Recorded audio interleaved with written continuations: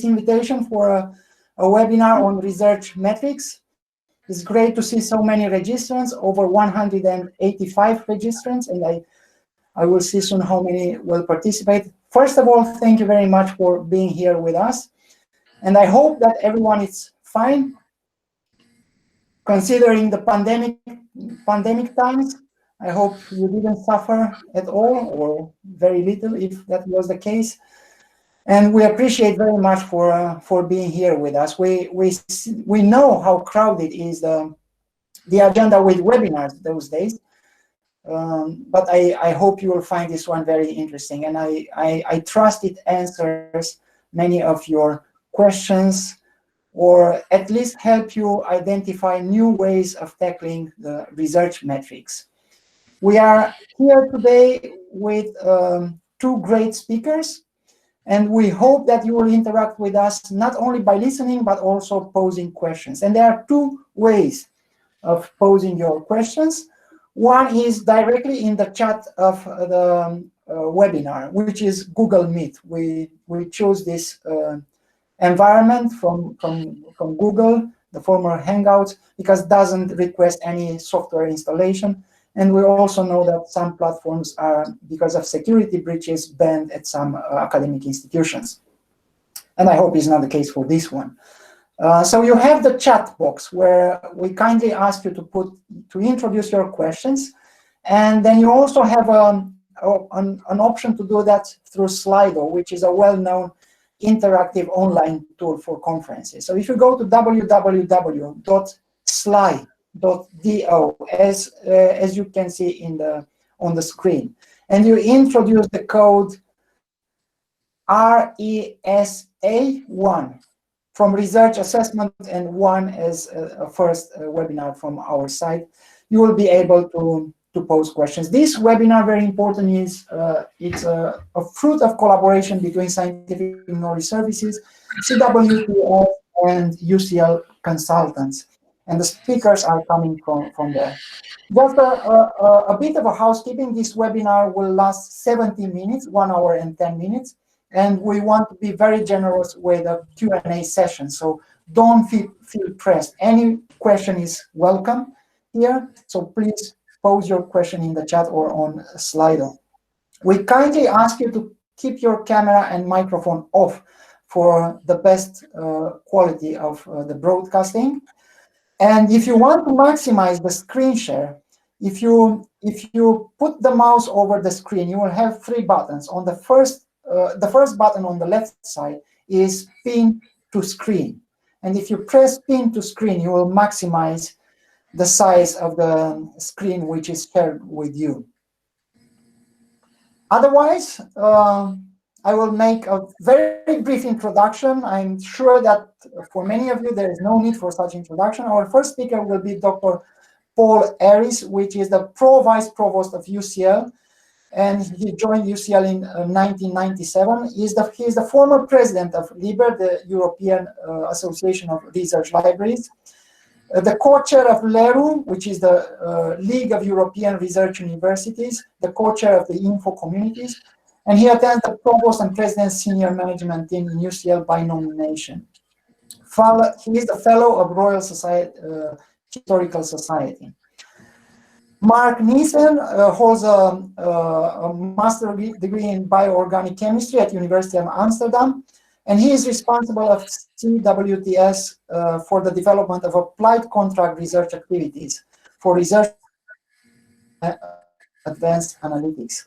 And I use this opportunity to thank both our speakers today and collaborators for being available for this webinar.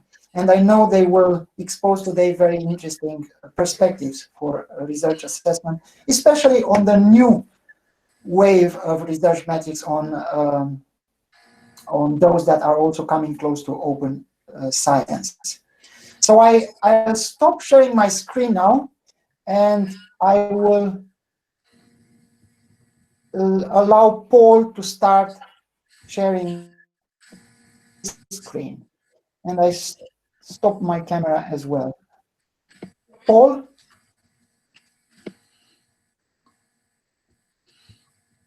Okay, thanks, Tiberius. Just opening up the the file now. Here we go.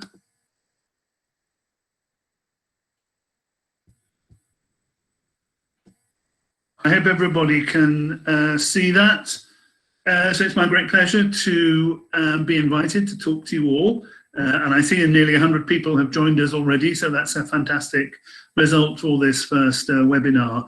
I want to talk, Tiberius has asked me to talk about research assessment in the age of open science. I'm very pleased to do this, being myself the UCL lead for open science across the university, an agenda we're taking extremely seriously in all the 8 pillars of open science as defined by the European Commission. These are the areas I'm going to touch on briefly in the presentation, and I hope very much we can have lively discussion at the end of the session this morning. I'm going to talk very briefly about a very recent report on metrics and indicators in universities that's been produced by the European Universities Association, which is calling into question current methods and modes of assessment. And then I'm going to turn to UCL, my own institution, University College London, and look at 2 big developments that I've spent 2 to 3 years introducing with colleagues into university policy and practice. That is the signing of DORA, the San Francisco Declaration on Research Assessment, and the principles in the Leiden Manifesto, and what changes have resulted in UCL as a result of the UCL signing up to these 2 statements. And then I want to talk a little bit about our new bibliometrics policy, which I managed to get signed off by UCL just before we went into lockdown in March, which will be absolutely game-changing as far as our internal activity is concerned in research assessment and evaluation. And then I'll conclude very briefly by looking at how I'm going to take these ideas forward. So let's start with the European Universities Association report. This is the report exploring higher education indicators. It is very new. It was published just at the end of May, so it's only about a week old. And I'm still trying to absorb the main points that it makes. But I picked out 2 fundamental points that the report is highlighting, which indicate that a change in the way European universities should use indicators or how we measure quality, these are now on the table, as we say in English, on the agenda, and we need to have a discussion about them. And these are the 2 points. There are currently no universally agreed indicators to measure quality across higher education systems. So if I wanted to compare universities in London or in the UK with Germany or France or Slovenia or the Czech Republic, it wouldn't be possible to use the same body of measures because we don't all agree on what is important and what we're measuring. So that's a challenge.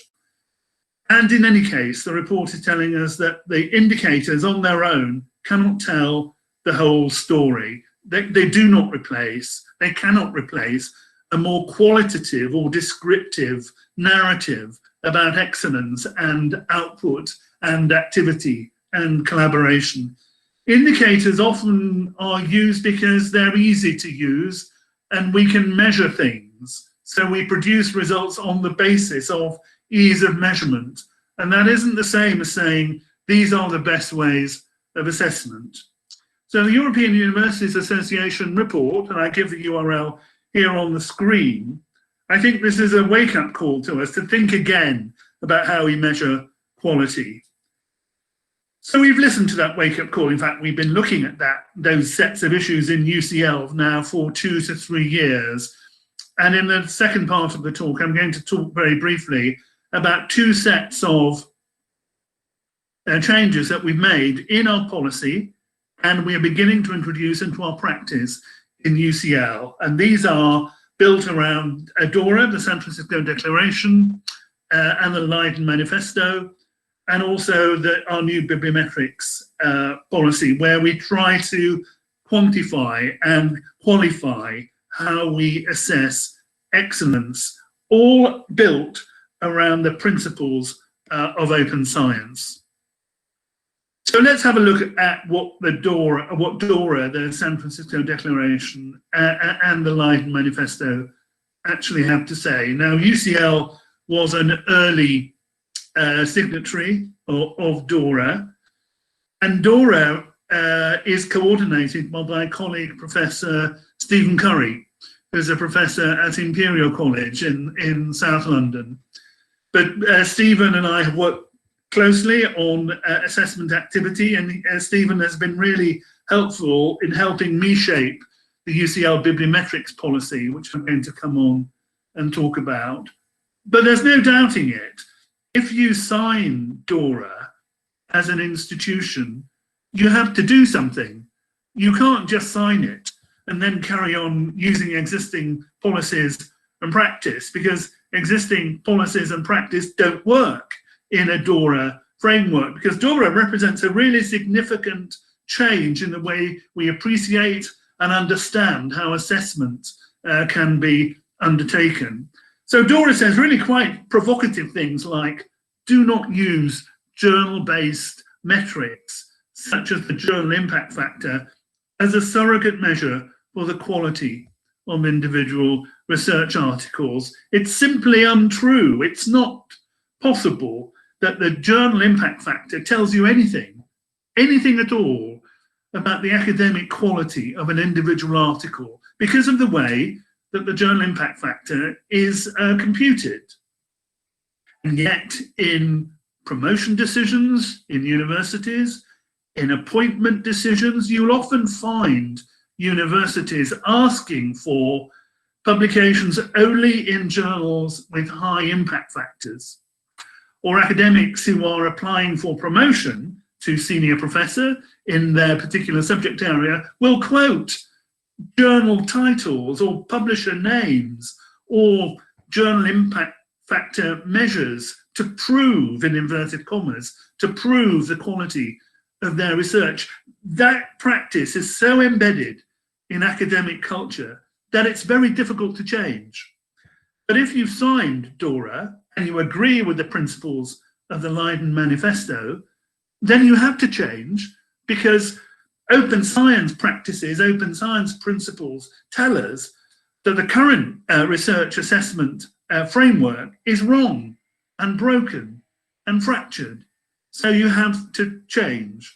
How are we doing that in UCL? What steps have we taken to initiate that change?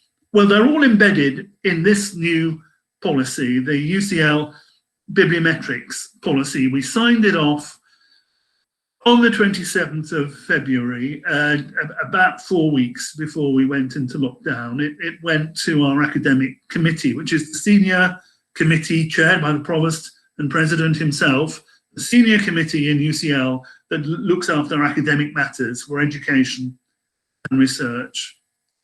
We spent 3 years, it took me 3 years to go out to consultation with all the 11 schools and faculties and all the individual departments in the UCL to engage with them, to get feedback on the kinds of changes we wanted to make in assessment practice and get their agreement.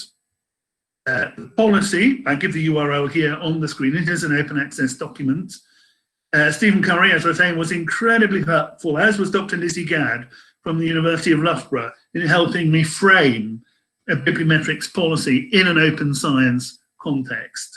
So the new policy is aligned with DORA, it is aligned with the Leiden Manifesto. It does discourage, in fact, it says you shouldn't use journal impact factors as a surrogate for quality. And it also identifies that measures like the H-index discriminate against early career researchers, particularly women who've taken a break in their career to start a family. So there's an EDI, what we call equality, diversity and inclusion element to changing the way we do assessment, because current practices aren't supportive of individual endeavour or individual activity. When I introduced this policy into academic committee, these were the sorts of reactions that I got. We identify in the policy itself is quite short, 11 principles on the successful use or non-use of metrics, with tons and tons of guidance where we illustrated the use of individual metrics and showed what the strength and weakness of each approach was. And I've given a couple of weaknesses on the previous slide about the H-index and the general impact factor. A really important statement which the policy makes is that numerical metrics are simply an adjunct to academic assessment and don't replace a qualitative assessment, a reading of an article or a research output and a judgment based on that reading and understanding. And that's exactly the same point that I see in the new EUA report on university indicators. So this is a principle which is now becoming embedded into the university landscape, that numerical metrics on their own simply don't give you an answer to what is academic quality. There needs to be another way to do it. Of course, it doesn't make any sense for UCL on its own to change the way it assesses academic quality if the rest of the world is doing something else. It would mean that our researchers who wanted to work in other universities or work in collaboration with other colleagues in other universities would find that quite a difficult challenge if we were assessing quality in a different way. It would put UCL at a competitive disadvantage. So this announcement in February 2020 that China has made, that this going forward, this principle that numerical metrics on their own are no surrogate for reading or a qualitative assessment of a research output. The recognition that China has made is really important in trying to change culture across the world about how we assess excellence and how we reward excellence in an open science environment. When I presented this policy, the UCL policy, in academic committee, I was expecting a lot of kickback, a lot of opposition.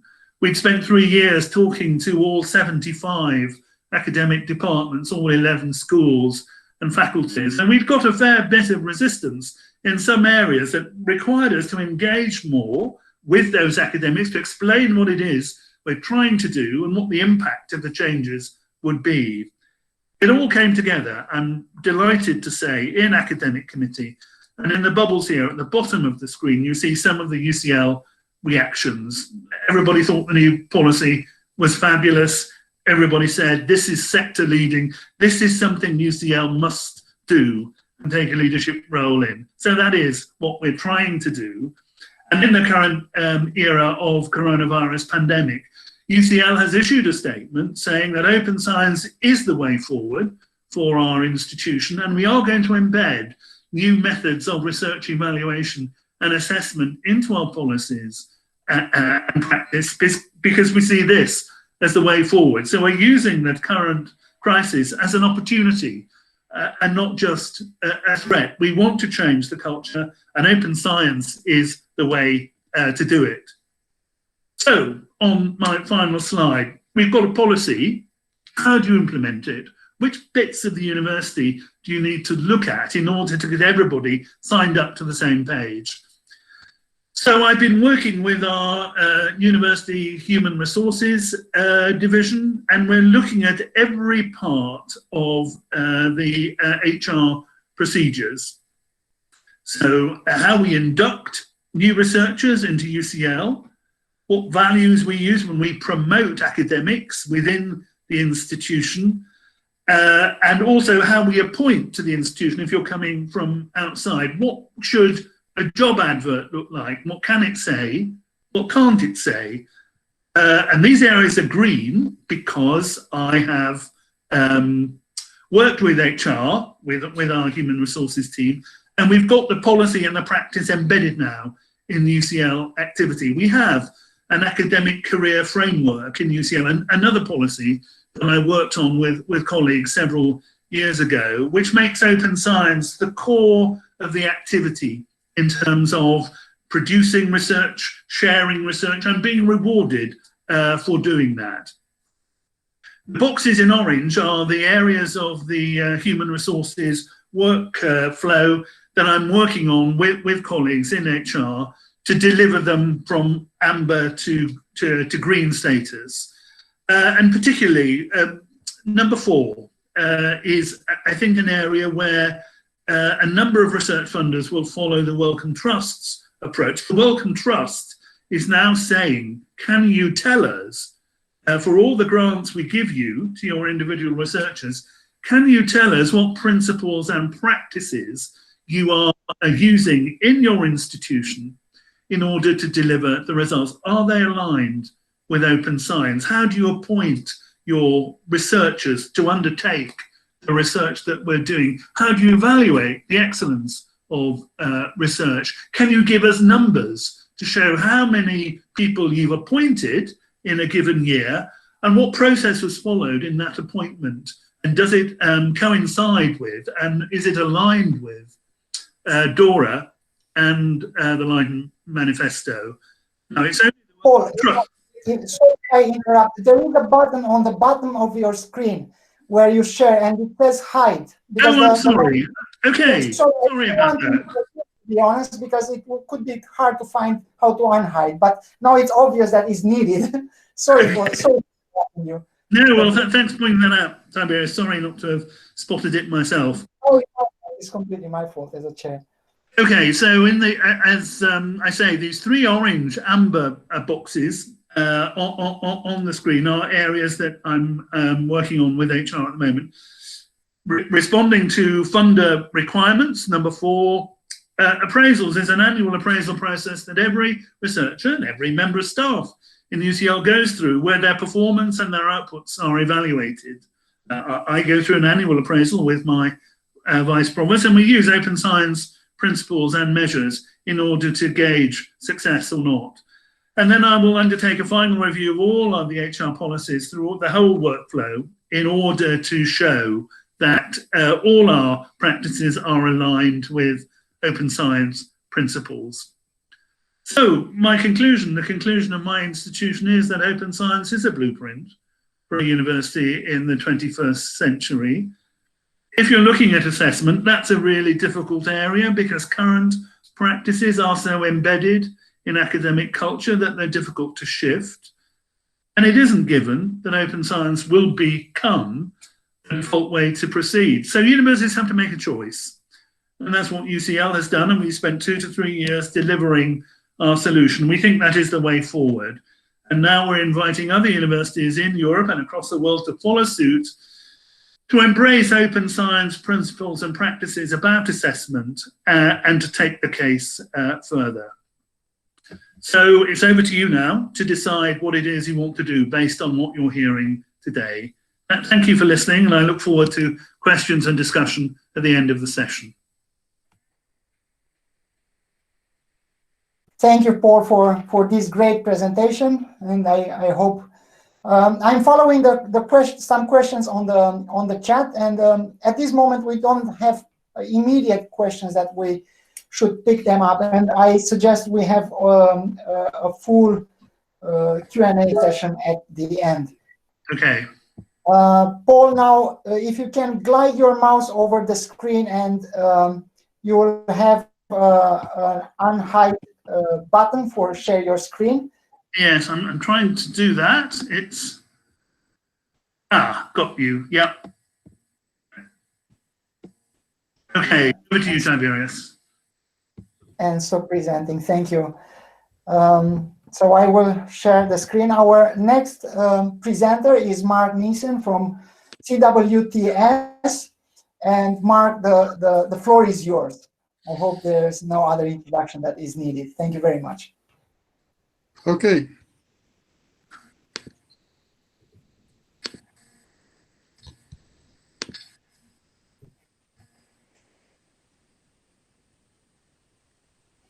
Yeah, I can see your screen. Okay. Now I mute my. Can you also properly hear me, Tiberius? Yes, I can hear you very well. Okay, thank you. Let's get this started. So My name is Mark Nijssel. I work at CWTS, and I will briefly present this morning bibliometric analyses in research management and research evaluation. I start with a brief introduction to CWTS. Then I will talk about the data infrastructure and the main indicators we use in our bibliometric analyses. Then I'll support it with two examples, one with the performance analysis of the University of Helsinki and an example of a funding landscape analysis. And I round things up by providing you a track record on the work we've been doing in the past 8 to 10 years. So the Center for Science and Technology Studies, CWTS, is one of the institutes of the Faculty of Social Sciences at Leiden University. And the institute studies scientific research and its connections to technology, innovation, and society.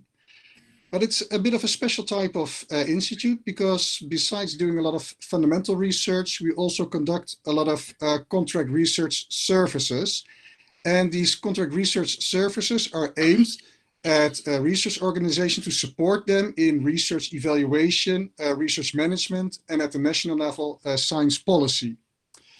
The reason to have these contract research services is twofold. So a very obvious one is that it provides funding for the basic research at our institute. But the second one, and more importantly, by building up experience through these applied contract research projects, experience that feeds back into our own research agenda. So we run into issues of limitations in the context of research evaluation and research management, and this feeds into our own research agenda. So our current research agenda or research program is called Valuing Science and Scholarship, and it runs from 2017 until 2022. It's aimed at the growing needs we see for information about research. So at a macro level, to shape national and international science and innovation policies, but also at a meso level to develop strategic visions by universities and research institutes, to formulate research programs and set priorities within the research, and in the end, of course, evaluate the research and its scientific and societal impact as it is taking place. A lot of our current research is geared towards finding the synergy between quantitative and qualitative methods. So the Center for Science and Technologies has for a very long time, for almost 3 decades, been a very strongly quantitative focused research institute, so clearly focusing on the bibliometric performance analyses. In the last 10 years, we've been also building up expertise in the field of qualitative methods in the field of research evaluation and research management. And now we are shaping, building methods to mix both these angles on measurement in our projects. So we want to develop richer variety of evaluation practices, find novel forms of research evaluation, define novel performance criteria that are in line with the contemporary changes going on in the scholarly world, focusing on contextualized indicators. As Paul mentioned, just an H index or journal impact factor doesn't say you anything. You can go to the more advanced indicators, but still you have to bring back the value of these indicators to the real academic world. And more we see new and interesting data sources popping up, and our goal is also to unlock these data sources and make these available in the context of research evaluation and research management. So some of our most recent academic achievements are the Leiden Manifesto, which we published together with SPRU and Georgia Tech. It provides the 10 guiding principles for research evaluation. Paul already touched upon the Leiden Manifesto, so I will not go into much more detail here. Secondly, we contributed to a very important report for the European Commission about responsible metrics, and where we define responsible metrics in terms of robustness, transparency, diversity, and reflexivity and humility. So with that, we mean that robustness, they need to be reproducible. Transparency, we mean that a unit or a researcher being under evaluation should have full transparency on what and how things are being measured. Diversity recognizes the fact that you should not look at a single dimension, for example, publication output, but that are many more analytical dimensions that should be taken into consideration to fully grasp the performance of an academic unit. Reflexivity tells us that as soon as you start measuring on a certain system, you will notice that a system will start behaving according to the measurement. A simple example is if you're going to focus purely on publication output, a research unit will start to produce more publications if that is considered to be beneficial. So you should change your metrics being aligned with the more modern evaluation practices. Humility, as Paul already addressed, metrics alone don't tell you the full story. So bibliometrics or other metrics, scientometrics, should always go hand in hand with a very more robust and deep understanding of a qualitative assessment of the scholarly output produced by a unit. So what are the typical client questions we are facing or we are supporting our clients with our services? So a very straightforward one is, how should we monitor our research performance? What or where is the value within our organization and how can we illustrate this properly? What is our societal impact? How can we profile ourselves to attract the right students and staff? What does the research in my field look like? And at a country level or globally, or for science funders, what are we funding and what are others funding? Now, to support our clients with answering these questions, we have three main categories or types of services. The first one is called monitoring and evaluation. That's where we do the very straightforward bibliometric performance analyses. And for example, this is also where we produce in this chapter our Leiden ranking, which is really the flagship of our bibliometric monitoring and evaluation studies.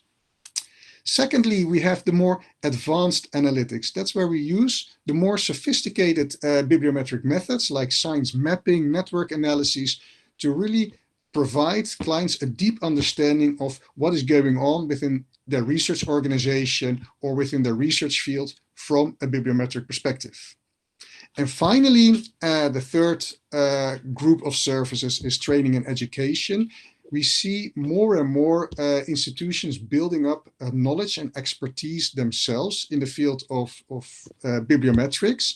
And we support that by providing 3 regular courses at our offices in Leiden. Although now with the current pandemic, we are switching more and more to online courses in the field of bibliometrics, scientometrics for research evaluation, training and learning in the field of advanced analytics. So doing these more advanced analyses of science mapping and network analyses yourself. And also a dedicated course on responsible usage of metrics in research evaluation and research management. So now I will go to the part where we talk a little bit more about the data infrastructure and briefly highlight the methodology we work with to get just a bit of an understanding, a brief introduction. So at the Center for Science and Technology Studies, we have our own citation index system, and that's based on the raw data we purchase from Clarivate Analytics. So we purchase the raw data from for the Web of Science core collection, and from these raw data, we built our own database system in SQL, and we have 35 years of researching, studying these data, cleaning these data, and doing data handling. So what are the enhancements we are making to these data? Well, firstly, we do our own unification of name and address variants of organizational data of universities and institutes. This is, for example, done with great care for the Leiden ranking. We know that database systems like Web of Science or Scopus do provide already enhanced organizations or some pre-cleaned data. However, we noticed that still this large-scale cleaning done by both Elsevier and Clarivate Analytics is not sophisticated and refined enough. Secondly, we use our own algorithms for counting citations and filtering citations. Again, we noticed that our own more sophisticated algorithms for counting and filtering for self-citations provide a more accurate result. Finally, we have some proprietary technologies implemented as well. The first one is our own author clustering algorithm. All of you know that if you search in the Web of Science core collection or online or Scopus by an author name, typically you run into problems by the fact that authors usually have multiple names, not always all initials are included, or the first name is abbreviated. But also when you work with the more common names like Johnson or Fischer in Germany, you see that retrieving the publications based on an author name does not always function properly. Again, we have our own algorithm here that enables us to very accurately collect publication data at an individual level using the first name and the last name of an author together with its email address. Finally, we have our own publication classification system of science, which I will tell about more a little later on in this presentation. We are continuously working on expanding our database, so adding new data sources to the data system and unlocking these and making these available for scientometric studies. So an obvious one is the altmetric data, where you are provided with news feeds, blogs, policy documents. PATStat from the European Patent Office provides us patent citations. So we have linked the citations in the PATStat database from the European Patent Office to our own citation index system. We have access to the Orbis data from Bureau van Dijk Publishing, which provides us company information for a few 100 million companies globally. We have company data information available. And again, we have linked this to our Web of Science database version. And finally, we have also acquired the unpaywall data to provide a very comprehensive open access analysis, which is also now included in our Leiden ranking. In our bibliometric studies, we provide a vast range of analytical dimensions. So very obvious ones like publication output, citation impact, collaboration with industry, societal impact, contributions to innovation, etc. There's really a large range of possibilities here, and we simply discuss with an institution what are relevant dimensions to take a closer look at. So now on to the accuracy and the transparency of our database. As I mentioned earlier on, we contributed to this report for the European Commission, and I said that we also built our own citation database system using our own algorithms for citation counting. And just to support this, I have two examples here in terms of accuracy. You see here a publication from a Dr. Cooper, Supersymmetry and Quantum Mechanics, published in Physics Reports review section of Physics Letters. And in the Web of Science online version, last time I looked, this publication received 488 citations. However, if you already study in the Web of Science itself, in the cited reference section of this online version, you see that there are many more documents, 1165, that are also citing to this particular publication. However, these citations are not counted. Here you see the 488 again, which we saw on the previous page. So somehow there are 1165 and a couple more citations missing for this particular document. And probably that's because the page number is one off. You see here that the page number differs from the one that is being recognized by the Web of Science. And maybe it also has to do with the DOI identifier, that it doesn't make a match. When we use our own citation matching algorithm, so in our own database system, CWTS counts 1,524 citations for this particular publication, including self-citations, which is much more closer to the actual figure, which is presented here, the sum of here. Transparency, we always want to be as transparent as possible. And I mentioned that we do a lot of, we put a lot of effort in cleaning and harmonizing address and name variants of universities. So here we have an example of Aarhus University, which appears with almost 700 different name and address variants in the raw data of the Web of Science. And these are name variants. It also has to do with the fact that many national research institutions, like the Danish Institute for Agricultural Sciences, have been merged into this university. And we are constantly keeping track of those changes in the academic system and implement those in our own address database.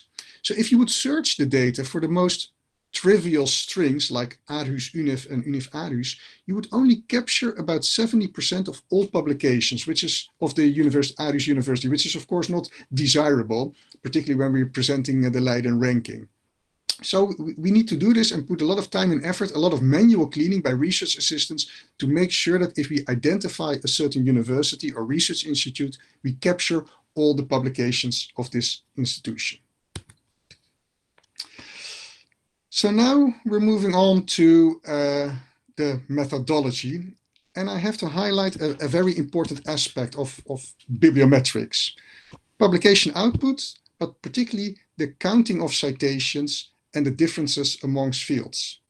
In this graph that you're seeing right now, you see two important aspects of citation counting.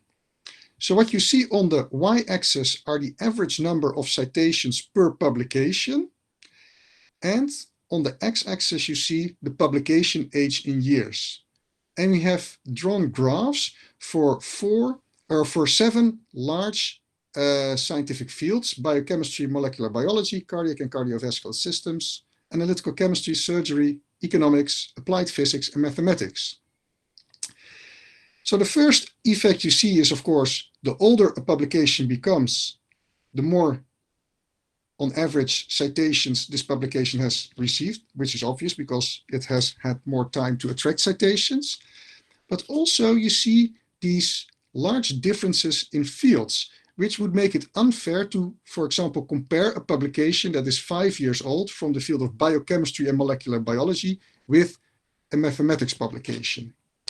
So in our more sophisticated citation impact indicators, we need to correct for these differences amongst fields. So we correct in our citation impact indicators for differences amongst fields and for the age of a publication. To correct for these field differences, we use a very sophisticated system which we call our CWTS publication classification system. It's a very robust classification system. It's where we group publications together in fields based on true citation relations. So all the Web of Science core collection publications from 2000 until 2019 are grouped together in fields based on citation relations. So we move away from the idea of the journal classification system, where a complete journal is allocated to a certain scientific field. This system also has a big advantage for the journals like Science, Nature, and PLOS ONE, the large multidisciplinary journals, which were always allocated to a certain scientific field called multidisciplinary sciences. Now the journals or the publications from these fields end up with other publications from the actual field they belong to. There's no human involvement anymore, but most importantly, it provides a very fine grain for doing these field normalizations. So really making the comparison of citation counts within fields fair. So here you see a graphic presentation of this classification system of science. In the current edition, we have 4,535 fields included. So each circle represents a cluster of publications. So publications with a strong citation relations are grouped together in a single field or cluster of publications. The surface represents volume. So you see larger circles, that's a larger field in terms of publication counts, and smaller circles are just smaller scientific fields. The distance represents relatedness. So that's also a dimension you see here, that we don't look only at the citation relations amongst the publications within a field, but we also look at citation relations between the various fields. So clusters projected on this map more closer to one another are more or less in the same field. And in this case, we did the color coding, the 5 large fields we use in the Leiden ranking. So the blue circles represent scientific fields in the field of physical sciences and engineering. Yellow is life and earth sciences. Green is biomedical and health sciences. Red is social sciences and humanities. And purple is mathematics and computer sciences. In our analyses, we work with both size-dependent and size-independent indicators and non-normalized and normalized indicators, where the latter, the normalized indicators, citation impact is normalized for the age of a publication and for the scientific field. Size-dependent and size-independent is also important because, of course, size-dependent indicators are directly related to the size of the object you're studying. So, for example, Leiden University in the Netherlands is much larger than the university we have in Tilburg. If you would only look at publication output, a size-dependent indicator, we would always be larger than this smaller university. Similarly, if you would compare the scientific landscape from a bibliometric perspective of the Netherlands with that of the United States, if you would only use size-dependent indicators, the US would always completely dwarf the Netherlands. So for that reason, you have to work with both size-dependent and size-independent indicators. So the most straightforward indicators, size-dependent, is the total number of publications, P. The total citation score, so the total number of citations received by the publications, and a counting of the absolute number of highly cited publications, the P top 10%. Mind you, in doing these calculations, we only take journal articles and reviews into consideration. The reason to do so is that we want to make the underlying set of scholarly output as homogeneous as possible.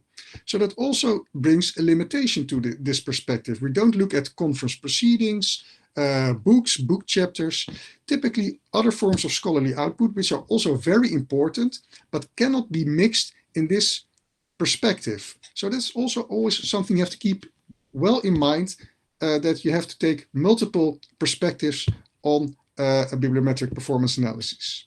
By default, we filter for self-citations to prevent gaming. And for counting citations, the citation window length must be at least 1 full year. That means in our current bibliometric analyses, we take publication output until 2018 with counting citations for the whole year of 2019, so that also publications from December 2018 will have had at least the full year of 2019 to attract citations in order to make robust calculations. Now onto the size-independent indicators. You have the mean citation score, that's simply dividing the total citation score by the number of publication output. And then we work with the normalized indicators, the mean normalized citation score, that's actually the mean citation score, but then the citations are normalized for the age of a publication and the scientific field. We work with the proportion of publications in the top 10%, so the percentage of publications belonging to the top 10% in their own field, in their own year.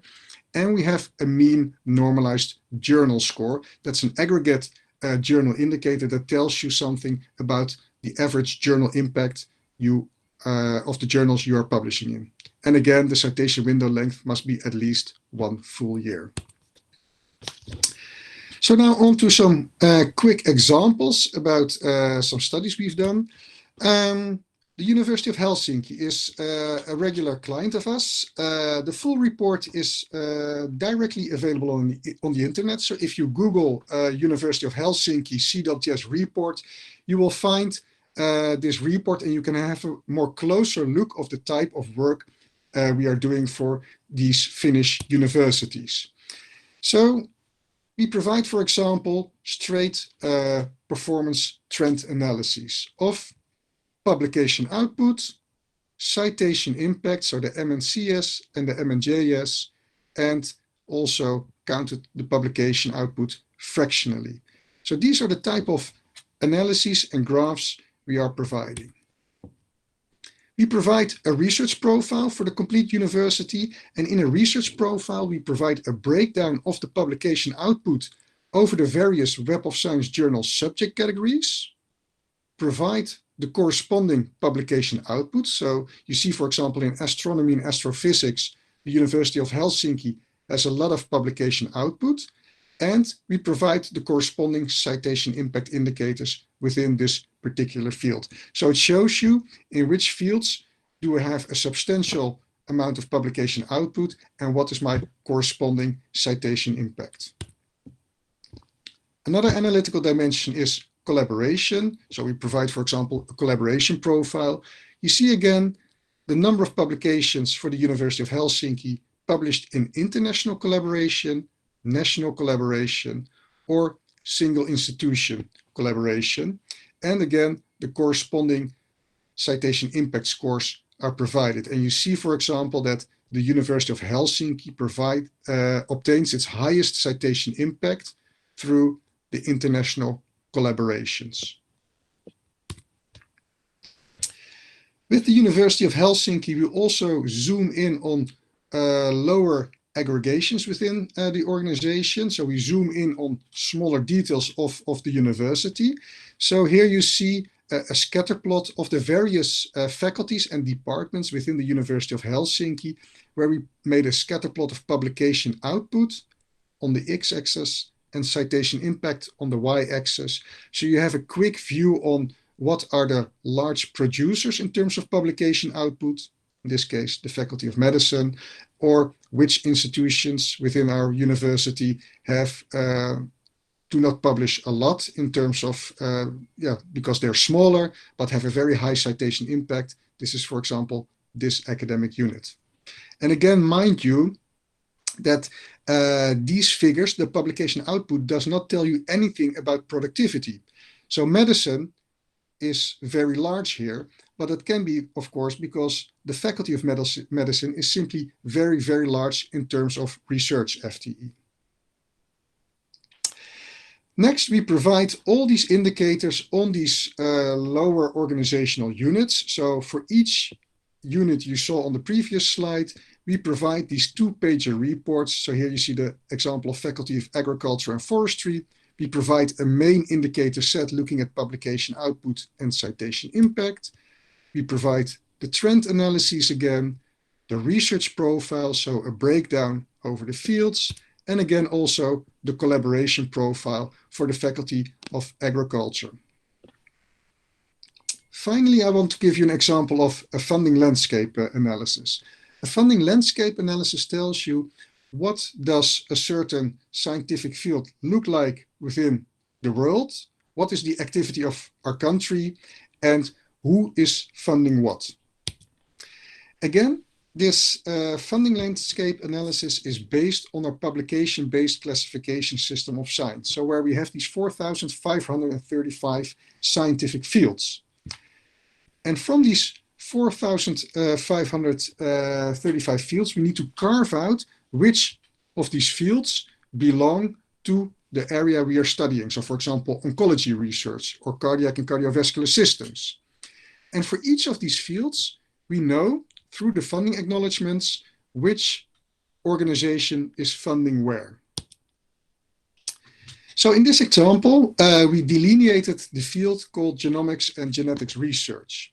And the trick is that you select from these 4,500 fields, all the fields relating to genomics and genetics research.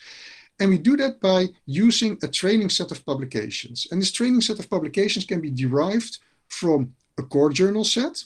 So in that sense, you define a core set of journals that really deal with the topic genomics and genetics research. Or together with the client, we define a set of core publications, so even lower than the core journals, key publications in the field of genomics and genetics research, or alternatively, we use a key author set. So if a funding body knows the main authors within their country that publish on genomics and genetics research, we can collect the publications of these key authors and use this as a training set to select the relevant fields from the 4,500.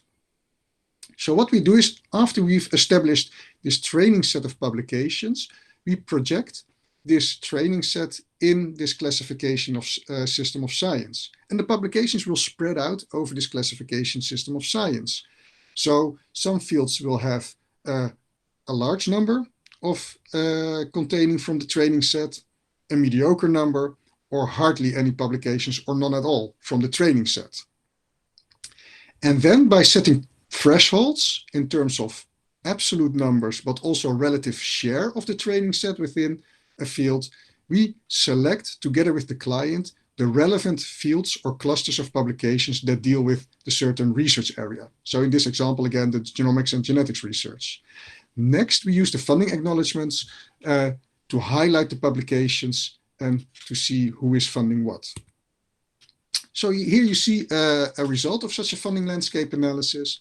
So by using a training set, we selected these clusters, these fields from the 4,500, and all these fields deal with a certain topic or subtopic within the field of genomics and genetics research.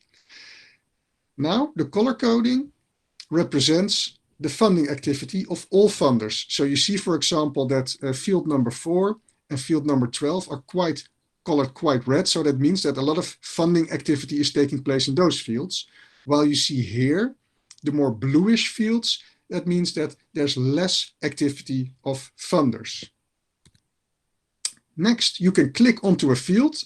So for example, field number 12, and then we provide the journals, the main journals, and the key terms of the publications in such a field. So this tells you in more detail, what is this field about?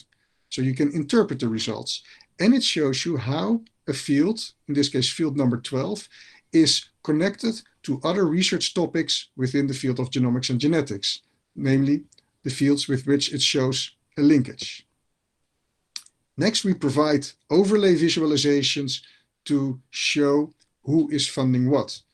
So for example, you can select Cancer Research UK, and you see that Cancer Research UK, the main funding activity is taking place over here in these research topics.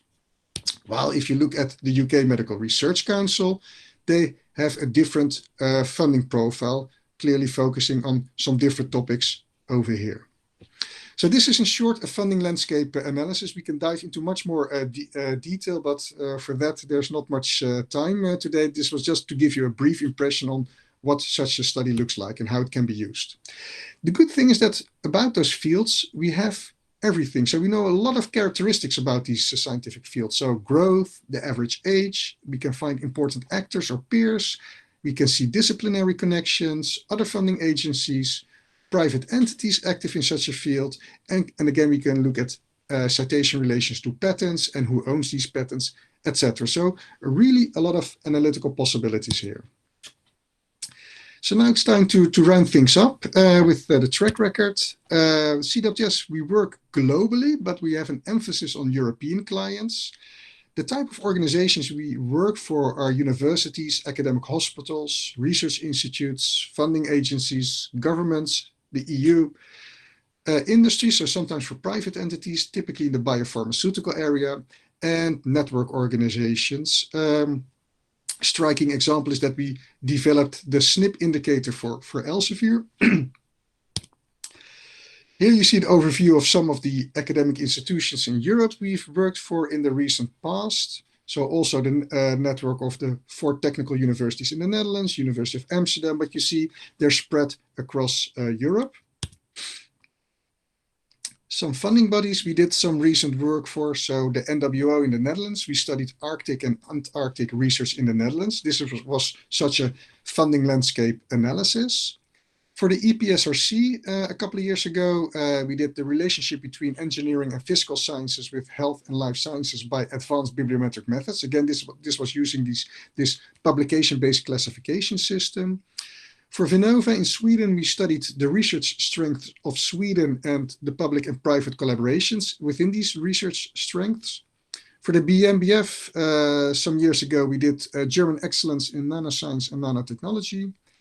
And for the KFAS in Kuwait, we studied the developments in Kuwaiti scientific impact and output in the past decade. So some of our latest developments, more and more we are unlocking additional data sources. So within a short period of time, we have Scopus, Dimensions, and also Microsoft Academic available for doing bibliometric studies. And all of these data systems have their advantages and disadvantages, but it makes us more flexible and we can provide richer analyses. Repository management services, so supporting university libraries to ensure that their publication repository is as complete and clean as possible. A workforce analysis.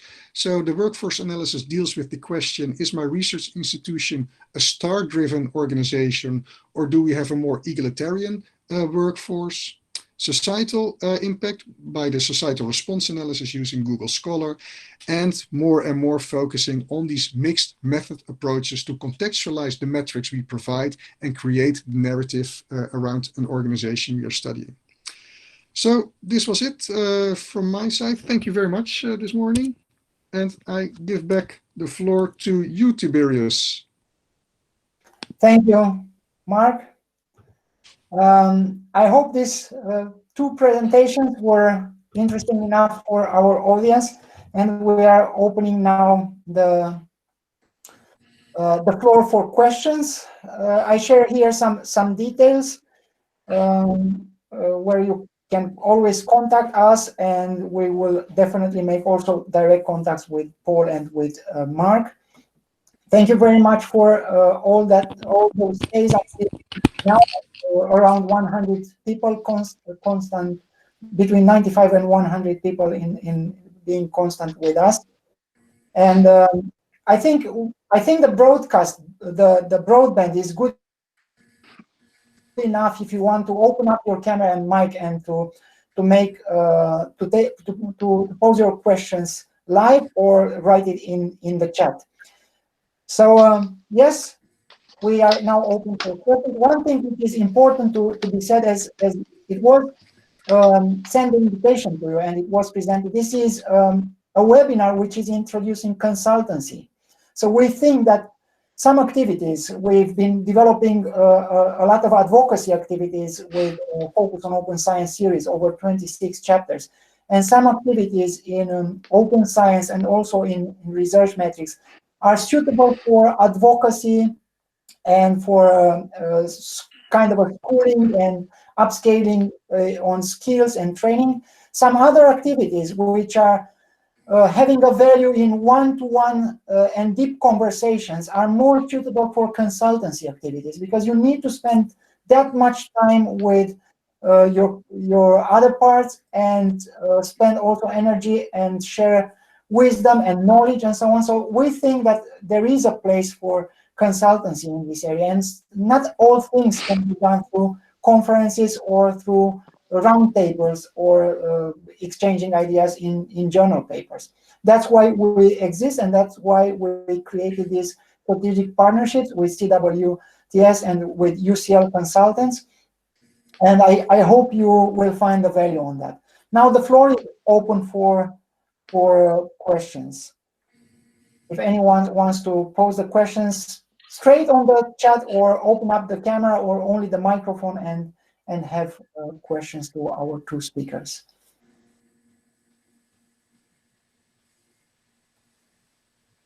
I am also looking to Slido to see if there are any other questions.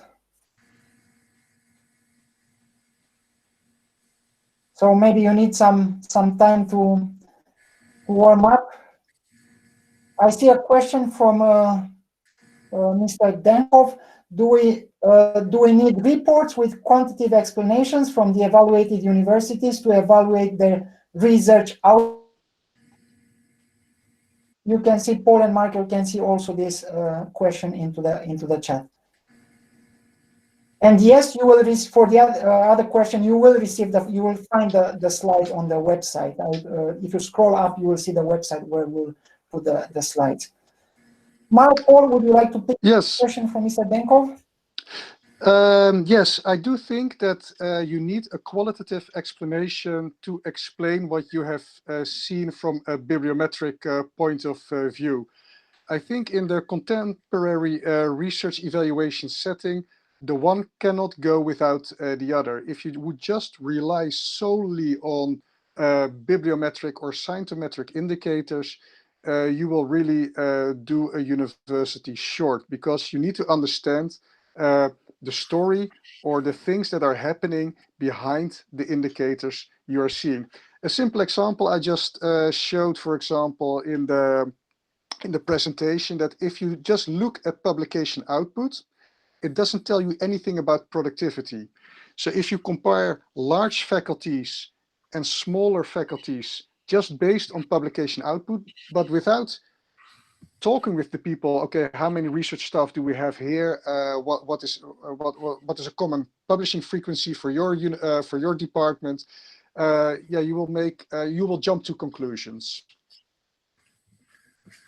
Yes, this is Paul here from the UK. I absolutely agree with what Mark says about the balance between quantitative and qualitative assessment, as I try to make clear in the UCL approach through our bibliometrics policy. A simple reliance on numbers or numerical equivalence is not going to work in this brave new world that we face. So there is a need for a qualitative assessment to interpret any numbers that you may want to use. The UCL policy doesn't say don't use bibliometrics. It does say don't use journal impact factors as a surrogate for quality, and don't cite journal hierarchies as in themselves an indication of academic excellence. Good research is good research no matter where it's published. You can use numerical indicators, but they have to be set in within a narrative and a qualitative assessment of what you're trying to achieve. So in that respect, I think the UCL approach and the approach that Mark has been outlining today are absolutely aligned in terms of trying to reset the reset the bar in terms of where we want to go with research assessment.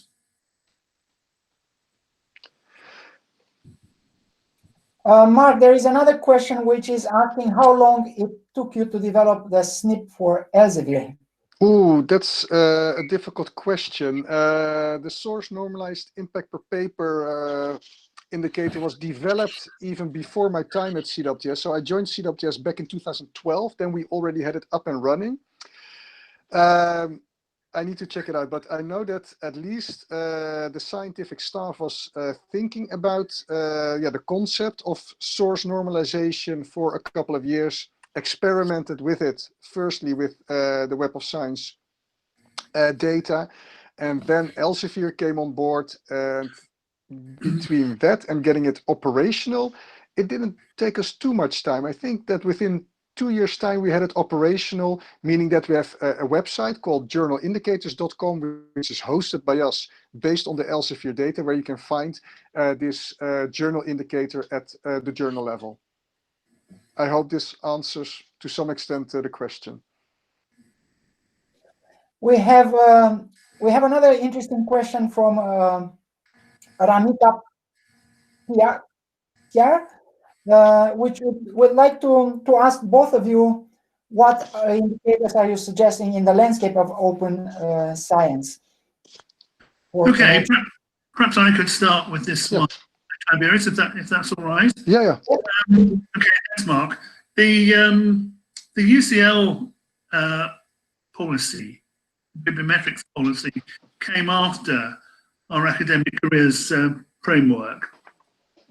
I knew that if I was going to try and change the culture in UCL about evaluation and assessment, we needed to tackle the rewards piece first. So the academic careers framework is about what the positive values are of adopting open science practices, how you can use the fact that you're sharing all your publications, your software code, your research data as open publications, and as fair data as well.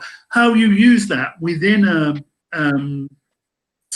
application for promotion within the institution in order to move up the scale from junior researcher right up to full professor.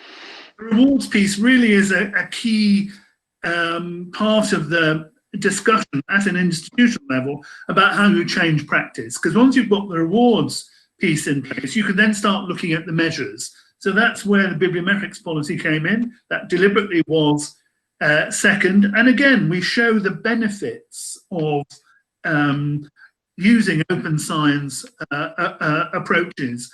I found in the induction sessions that I do with early career researchers, when I give them a 6-step test to become open scientists, it's people coming into the profession who are at the start of their career who are most willing to change the way that evaluation is done and how they can contribute to that change in culture. There's an enormous amount of enthusiasm from early career researchers to adopt new ways of measurement, new ways of practice, and to be promoted using open science principles. And I find that very heartening. So it's about changing the landscape. It's about engaging with this core community, early career researchers, and then gradually changing the way that things are done. I think this piece of open science, evaluation, assessment, promotion, reward, is one of the most difficult areas to change because current practice is so embedded. It won't change overnight, but over a course of time, it can change. And that's what the UCL procedure is designed to achieve. Thank you, Paul. Mark? Yes, I can tell about CWTS, that the open science policy at CWTS is geared towards being as open as possible, but at the same time closed as necessary. We have a strong... Like in FAIR principle. And we have a strong push towards open science, but at the same time, we recognize that this is sometimes at odds with the interest of individual young scholars, which can have concerns in terms of being scooped when they open their data at a very early stage. And also because of CWTS and the way it's funded, you can imagine that sometimes being very open about certain algorithms, certain technologies we develop and use in our services, and making these openly available to the community could harm the business or the funding model of our institute. The Leiden algorithm is a striking example there. The Leiden algorithm is the algorithm we use to create this publication-based classification system with the 4,500 scientific fields. This was a major scientific achievement, so our scientists decided to put it right in the open there, open source, no strings attached. Next, this algorithm was taken by a commercial entity based in the US, which provided a commercial service to Elsevier. So now Cyvel, a software suite developed by Elsevier, has partly our technology in it, which was provided by another commercial entity. So 2 commercial entities are generating revenues with this Leiden algorithm without CWTS obtaining any royalties from it. So you can imagine that this sometimes is a difficult debate within our institute. The balance between being really open as a scientific institute, but at the same time also being an institute that has to rely on commercial services for its funding. We have what I would like to add is that we do strongly, and I talked a lot about Web of Science, Scopus, dimensions. The drawback of all these data sources is that they are owned by large commercial companies. Microsoft Academic Graph is also a data source which is available free of charge for the time being. But we are really looking forward to a future where bibliometrics are possible on a truly open data source that is not owned by a specific commercial entity for which you always need to pay license or royalty fees. So I guess, Mark, you are also pointing out to the problem of some companies not only building services, which are always needed, but building locked-in infrastructure. Yeah, the situation we currently have in the Netherlands. Yeah. The Dutch consortium on, or the Dutch Society of Dutch Universities recently struck a large open access deal with Elsevier, but at the same time, for me, it looks like a technology lock-in by completely committing all the universities to the technology platforms of Elsevier. And I think that's a concern I have. Yes, Paul, you wanted to mention anything? No, I just agreeing with Mark over the issue about technology lock-in. I mean, I've been reading with interest the deal that the Dutch have signed with this major publisher, and all credit to them for wanting to push forward with an open science approach. But if part of the deal is you are locked into a vendor technology, that's not very open science practice to me. So I'd be concerned about that. But I reserve judgment until I see the full details. Yeah. Of So as I said, the problem doesn't stay in using services. The problem that at least we identify is that being locked in a certain infrastructure. And we have just a couple of minutes, and just one quick question is, again, from Mr. Denkov. If you want to compare institutions, not to evaluate one institution, but to compare institutions, how do the qualitative metrics or qualitative evaluation processes work? Okay, well, let me start with that. I'm a historian. When I went to Arts and Humanities faculty and to many of the social science faculties in UCL to talk about our bibliometrics policy, their initial reaction was, you're trying to get us to use numerical indicators to assess quality. We absolutely won't do that. So my answer to this question is that the narrative is everything. Yep. The narrative explains the significance of what metrics you might be using if you choose to use metrics.